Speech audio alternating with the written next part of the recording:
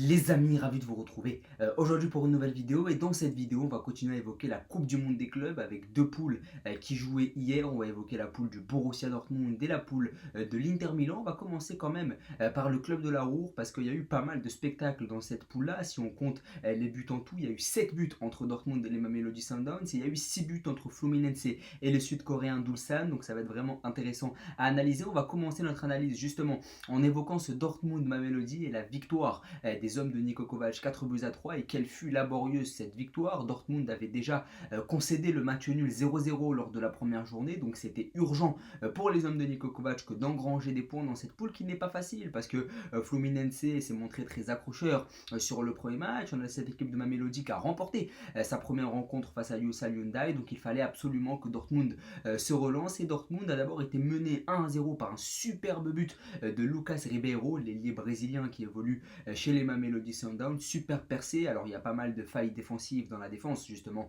du Borussia Dortmund sur cette action-là, mais il réalise une action individuelle de très grande classe pour ouvrir le score. Et derrière, on a vu cette équipe des Mamelodi qui s'est sabordée tout seul. Pourtant, à 1-0, si on fait le bilan, on a une équipe du Borussia Dortmund qui n'est pas vraiment dangereuse, qui n'a pas beaucoup d'occasions sur le premier quart d'heure. Une équipe des Mamelodi qui avait déjà gagné son premier match, comme je l'ai dit, qui continuait sur sa bonne lancée en menant 1-0 sur le deuxième match face à Dortmund. Et c'est Ronwen Williams, de manière assez paradoxale, qui a commencé à faire des siennes, puisqu'il a donné un but au Borussia Dortmund à Félix Mencha sur une relance ratée. Donc ça fait un partout derrière du côté de ce match-là. Et puis derrière, le Borussia Dortmund qui a enchaîné avec une équipe des Mamelodi qui a montré pas mal de faillites mentales, je trouve. Alors c'est une équipe qui joue au ballon, donc c'est une équipe qui a voulu à chaque fois relancer court de manière systématique. Mais les deux premiers buts du Borussia Dortmund, eh bien, ils interviennent sur deux erreurs individuelles de relance. La première, c'est celle de Ronwen Williams, le gardien des Mamelodi, qui avait pourtant été élu meilleur gardien de la dernière CAN, qui avait été très bon sur le premier match face à Ulsan en faisant un clean sheet, qui s'est complètement sabordé hier après-midi. Puis derrière, c'est une autre erreur de relance qui permet à Dortmund de récupérer très haut le ballon et de mener 2 buts à 1. Et puis derrière, Dortmund qui déroule parce qu'ils sont rentrés un peu dans la tête de ces Sud-Africains. Et c'est là qu'on voit le fossé qu'il peut y avoir en termes d'expérience entre une équipe du Borussia Dortmund qui est habituée aux grands joutes européennes et une équipe d'MM Melody qui est une grande équipe africaine bien sûr, mais ça ne vaut pas l'expérience que l'on peut acquérir en Europe, je pense. Et cette équipe du Borussia Dortmund qui a déroulé, même si les Mamelodi auraient pu revenir sur la fin du match, 4 buts à 2 puis 4 buts à 3 par l'intermédiaire de Lebo Motiba, l'ancien attaquant de Strasbourg ou encore de Lille, qui aime bien jouer le maillot dans le short, donc on le reconnaît à son style assez particulier. 4 buts à 3. Et derrière, on a cette équipe des Mamelodi qui a essayé de pousser, mais ils n'égaliseront pas à 4 partout. Dortmund s'impose, mais ça n'a pas été facile pour autant, même si à un moment donné tu menais 4 buts à 1, et bien jusqu'au bout tu t'es fait peur avec la réduction du score à 4 buts à 3 sur la fin de la rencontre. Dortmund va devoir affronter Ulsan Hyundai sur la dernière journée. Je pense que ça ne va relever que de la formalité pour les hommes de Niko Kovac. De l'autre côté, j'en parlais justement, Fluminense s'est imposé 4 buts à 2 face aux Sud-Coréens d'Ulsan. Ulsan est donc éliminé de la compétition et c'est assez frustrant pour cette équipe d'Ulsan parce que lors du premier match, tu perds 1-0, peut-être que tu mérites un peu mieux tout de même, peut-être qu'il y avait un coup à jouer sur la première journée. Si tu avais accroché le match nul, tu aurais peut-être eu une chance sur la deuxième journée. Cette équipe de Ulsan, elle menait 2 buts à 1 à la mi-temps. Elle a d'abord été menée 1-0 sur un superbe coup franc du Colombien John Arias qui a fait un superbe match, très remuant l'international colombien au plus de 30 sélections. Mais cette équipe d'Ulsan, elle menait 2 buts à 1 à la mi-temps avant que Fluminense ne se remettent dans l'ordre du match justement et reviennent derrière à 3 buts à 2 puis à 4 buts à 2 sur la fin du match grâce à une nouvelle passe décisive de John Arias qui a réalisé un superbe match. Super festival offensif de cette équipe de Fluminense et on voit que cette équipe elle a une palette assez large. Lors du premier match, elle a su se montrer solide en proposant un défi physique à cette équipe du Borussia Dortmund où Thiago Silva était vraiment sur ses roues Guirassy. Puis sur le deuxième match, on a une équipe qui est tout à fait capable de renverser des situations en livrant des récitos offensifs avec John Arias hier qui a réalisé une superbe rencontre. Lors du premier match, c'est Thiago Silva, un défenseur qui avait été énorme. Là, c'est John Arias. Donc on voit que cette équipe, elle est assez complète. Elle peut bien défendre comme elle l'a fait face à Dortmund, mais elle peut aussi très bien attaquer et réagir aussi comme elle l'a fait face à Ulsan Hyundai. Donc cette équipe sud-coréenne est éliminée. Et lors de la dernière journée, on va avoir un très séduisant Fluminense Mamelodi. Et j'ai hâte de voir ce choc un peu entre ces deux footballs très différents. Le football africain, le football sud-américain, ce sont des footballs qui sont assez différents. Donc je pense que ça va être très sympa à analyser. Puis cette équipe de Fluminense qui part avec un avantage puisque les Brésiliens ont 4 points et sont pour le moment leaders de la poule. Un nul suffirait aux Brésiliens pour se qualifier, tandis que le Borussia Dortmund ne doit absolument pas perdre son dernier match parce que si cette équipe des Mamelodi l'emporte et que Dortmund perd, Dortmund serait éliminé. Mais c'est un scénario qui me paraît difficilement envisageable quand même que d'avoir cette équipe du Borussia Dortmund perdre cette rencontre. On va maintenant parler de l'autre poule. Là aussi, pas mal de rebondissements, là aussi, pas mal de choses à analyser. Bien sûr, je regarde un peu le temps de la vidéo, j'ai pas envie de faire trop long, j'ai envie que ce soit bref tout de même. On va parler de la poule de l'Inter Milan avec l'Inter qui s'est longtemps fait peur face à Urawa, une nouvelle fois privé de Denzel Dumfries, Bastoni sur le banc de touche, pas de Marcus Thuram, donc on avait une équipe encore largement remaniée, une équipe qui a été menée 1-0 pendant très longtemps dans la partie et qui a su renverser la vapeur à l'expérience. J'ai vraiment envie de dire que c'est un peu cette expérience de vieux briscard qui a permis à l'Inter de s'extirper du piège japonais tendu par Urawa. Urawa est donc éliminé de la compétition et c'est comme pour les Sud-Coréens de Ulsan Hyundai, c'est peut-être un manque d'expérience là aussi, peut-être une difficulté à tenir 90 minutes sur l'ensemble d'une partie. On sait que l'intensité que peuvent mettre les Européens, c'est pas l'intensité que peuvent mettre les Asiatiques, même si encore une fois, j'ai pas envie de dénigrer les autres footballs. J'en parlais dans la vidéo d'hier où je disais que les clubs brésiliens étaient très bons et il fallait le louer aussi, mais c'est vrai qu'hier, il y a peut-être ce manque d'expérience et ce manque de qualité intrinsèque,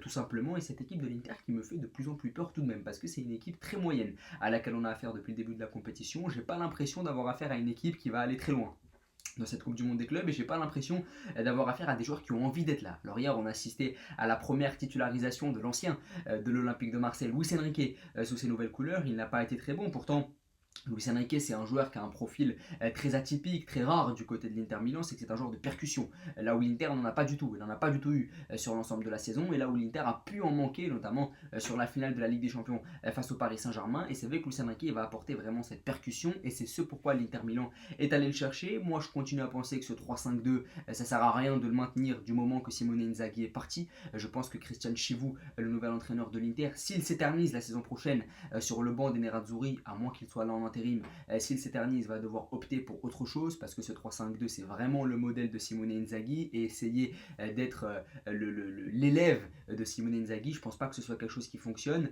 Maintenant aujourd'hui ce 3-5-2 on voit qu'il est un peu épuisé avec des joueurs qui n'ont pas vraiment envie d'être là. Alors hier tu renverses la situation parce que tu as des individualités fortes, parce que tu as quand même cette notion de mental et d'expérience, mais globalement on est face à une équipe qui n'a pas vraiment envie d'être là et comment leur en vouloir à peine 20 jours après cette cuisante défaite en finale de Ligue des Champions. L'Inter a renversé la situation grâce à son capitaine Lautaro Martinez, mais aussi grâce à Valentine Carboni qui avait été prêté en début de saison du côté de l'Olympique de Marseille, qui s'est fait les croisés. Il était donc reparti à l'Inter Milan et hier il disputait son premier match depuis août dernier, le jeune international argentin, et il a permis donc à l'Inter de l'emporter 2-1. Comme je l'ai dit, Urawa est éliminé de la compétition. L'Inter, après le match nul concédé lors de la première journée face à Monterrey, compte 4 points, donc l'Inter est en ballottage favorable malgré cette campagne assez moyenne depuis le début de la compétition pour pouvoir se qualifier. Globalement, ce qu'il faut retenir de ce Inter-Urawa, c'est que Urawa menait au score pendant très longtemps. L'Inter a réagi à l'expérience et j'ai des doutes sur la volonté des joueurs de Christian Chivou de vouloir être là après la cuisante défaite subie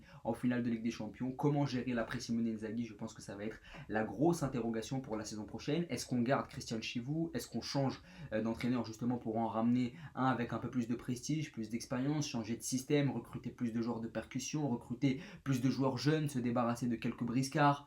Donc là aussi, il va y avoir beaucoup de questions quand même du côté de l'Inter sur ce mercato estival. On peut également parler de l'autre match entre River Plate et Monterrey, ce match nul 0-0. Alors, c'était pas le match le plus excitant de la compétition au bout des 90 minutes, mais sur le papier, c'était quand même une très belle rencontre, je trouve, avec Esteban Andrada, le gardien des Monterrey, qui a été absolument énorme. Et ce qui est marrant avec lui, c'est qu'il est argentin et qu'il a joué 2 saisons à Boca Juniors il y a 5-6 ans. Donc je pense qu'il était très heureux de tenir tête à River Plate hier. Et en plus, c'est un argentin, donc c'était encore plus ironique, bien sûr. Donc ce match nul 0-0. Carton rouge du côté de River Plate en toute fin de match. On a eu aussi pas mal de spectacles avec Mastantuono qui s'est montré encore une fois très remuant. Je suis très impressionné par la capacité de passe de ce jeune joueur et je pense qu'il va faire beaucoup de bien aux lignes du Real Madrid, notamment les lignes axiales qui ont pu manquer de créativité cette saison du côté du club de la capitale espagnole. J'ai aimé aussi cette capacité qu'il a à rentrer sur son pied gauche et à enrouler. D'ailleurs, il a sollicité Esteban Andrada, le gardien de Monterrey, plus d'une fois. Côté Monterrey, Jesus Tecasito Corona, on s'en rappelle tous, l'international mexicain, l'ailier qui était du côté du FC Porto, qui était remplaçant lors de la première journée. Ben là, il a été titularisé, c'est Oliver Torres, l'ancien du FC Séville, qui est parti s'asseoir sur le banc. Donc un petit turnover quand même dans cette équipe de Monterrey, mais globalement Ce match nul 0-0, Monterrey enchaîne.